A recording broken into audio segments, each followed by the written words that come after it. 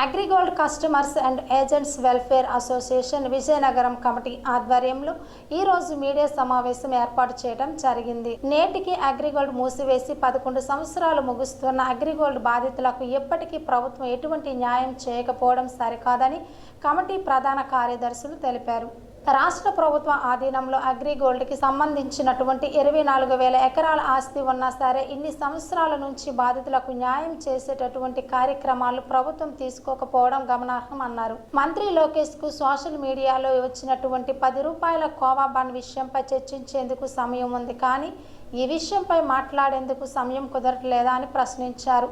వీలైనంత త్వరగా బాధితులకు ప్రభుత్వం న్యాయం చేయాలని డిమాండ్ చేశారు. 4వ తేదీ నాటికి అగ్రిగోల్డ్ కంపెనీ మూతపడి 11 సంవత్సరాలు పూర్తి చేసుకొని 12వ సంవత్సరంలోకి వచ్చాం. మేము ఇప్పుడు వచ్చే దారిలో చూసినటువంటి వెంచర్లు చూస్తేనే దాదాపు ఒక 30 కోట్ల రూపాయల పైన ఆస్తులు మేము చూసి వచ్చాం. ఇలాంటి ఆస్తులు మన పోరాటాల ఫలితంగా దరిదాపుగా 24,000 ఎకరాల పైచీలకు భూములు ఆస్తులు ఈరోజు గవర్నమెంట్ దగ్గర 11 సంవత్సరాల నుంచి ఉన్నాయి. ఒక పక్కన యాజమాన్యం ఇప్పటికి కూడా సమస్య పరిష్కారం కాకుండా అడ్డంకులు వేస్తూనే ఉంది. ప్రభుత్వాలు అయితే చిన్న చిన్న సమస్యల మీద స్పందిస్తూ ఉన్నాయి. ఉదాహరణ తీసుకుంటే ఈ మధ్యకాలంలో ఈ సోషల్ మీడియాలో చూసాం 10 రూపాయల బన్ను, దాంట్లో కోవా, దాని మీద సమ్మక్క సారక్క జాతర దగ్గర ఆ బన్ను అమ్ముకునేటువంటి వ్యక్తిది ఏదో ఒక కామెంట్ వస్తే నారా లోకేష్ గారు కూడా స్పందిస్తూ తెలుగు వాళ్ళు ఎక్కడున్నా మనోళ్ళేను, అది కరెక్ట్ కాదని మాట్లాడాడు. కానీ ఈ రాష్ట్రంలో గత 11 సంవత్సరాల నుంచి వేల కోట్ల రూపాయల ఆస్తులు ప్రభుత్వం దగ్గర అగ్రిగోల్డ్ ఉన్నప్పటికీ కూడా 10 లక్షల కుటుంబాలు ఇంకా ఈరోజు చావడానికి సిద్ధంగా ఉన్నటువంటి పరిస్థితుల్లో అగ్రిగోల్డ్ సమస్య మీద శ్రద్ధ చూపించకపోవడం ప్రభుత్వం నిర్లక్ష్యం అని గట్టిగా చెప్తా ఉన్నాం. ఈ రోజుకి ఈ రాష్ట్రంలో అగ్రిగోల్డ్ బాధితులు ఇంకా ఉన్నారంటే ఖచ్చితంగా అది ప్రభుత్వ నిర్లక్ష్యం. ఈ రోజు అగ్రిగోల్డ్ ఆస్తులు ఏదవుతున్నాయో 11 సంవత్సరాల నుంచి మీ దగ్గర పెట్టుకొని వాటిని వేలం వేసి జనానికి డబ్బులు ఇచ్చే దాంట్లో ప్రభుత్వం శ్రద్ధ చూపించకపోవడమే ఈ సమస్య పరిష్కారం కాకపోవడానికి కారణమని గట్టిగా అసోసియేషన్ గా తెలియజేస్తా ఉన్నాం.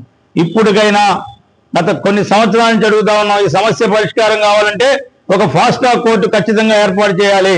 అదేవిధంగా సిఐడి వాళ్ళని కూడా ఒక సిట్గా తయారు చేసి ఆ సిఐడి వాళ్ళు ఈ సమస్య పరిష్కారం అయ్యేంత వరకు దీని మీద పనిచేసేటట్టుగా చూడాలని ప్రభుత్వాన్ని అడుగుతా ఉన్నాం. ఆల్రెడీ రిజిస్టర్ హైకోర్టు రిజిస్టర్ గారు రాష్ట్ర కమిటీ ఏదైతే రాష్ట్ర ప్రభుత్వం ఏదైతే రాష్ట్ర కమిటీని వేసిందో ఆ రాష్ట్ర కమిటీ వాళ్ళు సిఐడి వాళ్ళందరూ కూడా స్పెషల్ కోర్టు కావాలని గవర్నమెంట్ దగ్గర ఈ రోజు ఒక ఫైల్ పెట్టినటువంటి పరిస్థితి. అదేవిధంగా సిఐడికి ఒక డెడికేటెడ్ టీం కావాలని ఫైల్ పెట్టినటువంటి పరిస్థితి.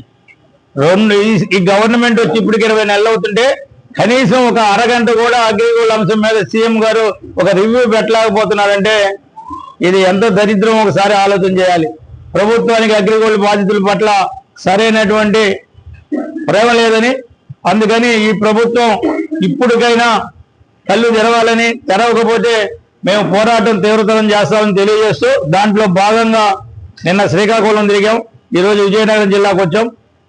రేపు మార్చి 2వ తేదీ నుంచి విజయవాడ కేంద్రంగా 2, 3, 4 తేదీల్లో రిలే నిరాహార దీక్షలు పెడతా ఉన్నాం.